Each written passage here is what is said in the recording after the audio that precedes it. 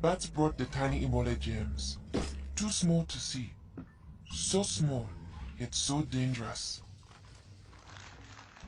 Without realizing, grandfather rubbed a little blood in his eye. Ebola germs came into his body.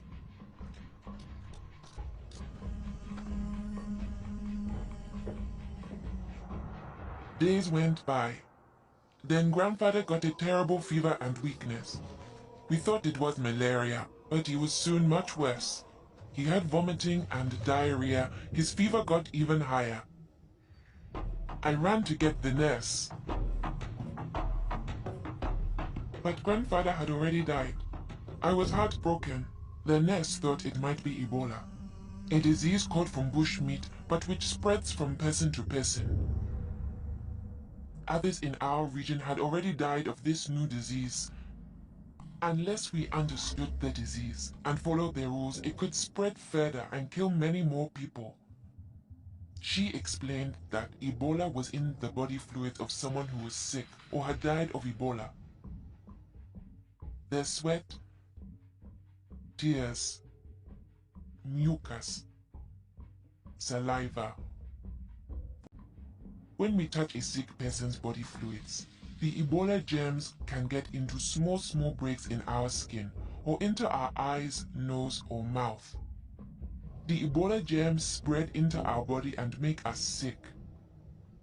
When somebody dies of Ebola, that body is much more contagious. No one should ever touch the dead body. The nurse advised us to wash our hands with soap and water right away. She contacted the trained burial team to help us bury grandfather's body safely. The burial team came. They comforted us and explained what they had to do to protect us. The team wore protective clothing that kept them safe from the dangerous germs.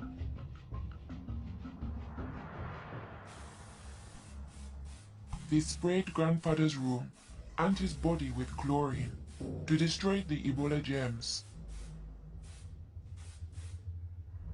They put his body safely away in a bag. To prevent the spread of Ebola, no one could touch the body of anyone who had died with signs of the disease. They also burned his mattress, bedding, and clothes, anything that might have his germs. All these actions made us safer. It was too great a risk to follow all our traditions, but we still honored grandfather in the time of Ebola.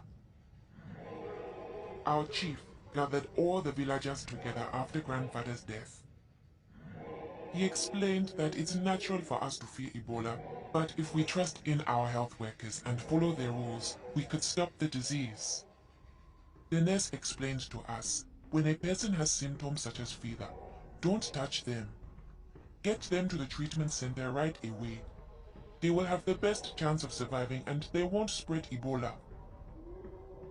She advised us to wash our hands with soap and water many times a day. The whole village agreed to follow these rules. Since we all had close contact with grandfather, we were at risk of getting Ebola. We had to stay home. A health worker visited us every day to see whether we had fever or signs of sickness. We would show signs within 21 days if we had Ebola.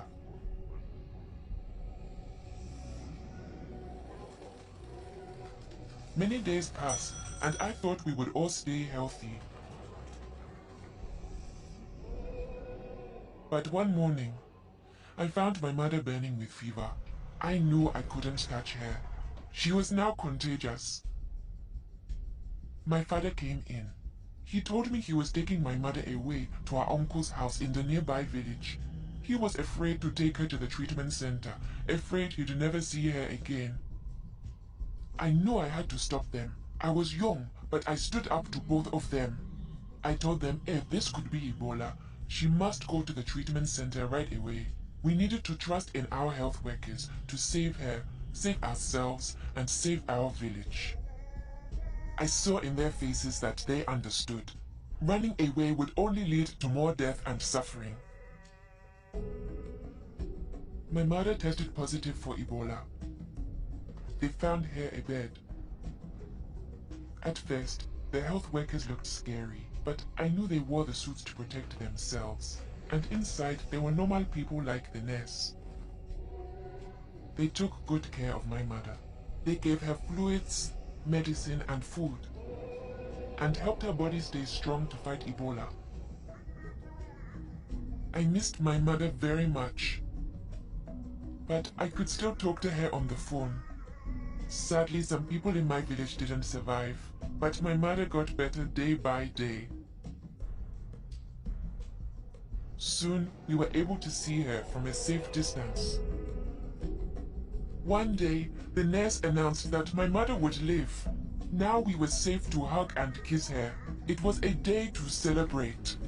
Our village followed the rules. We trusted our health workers, brought us sick for care right away, called for the safe burial team when one of our people died, and we always washed our hands with soap and water.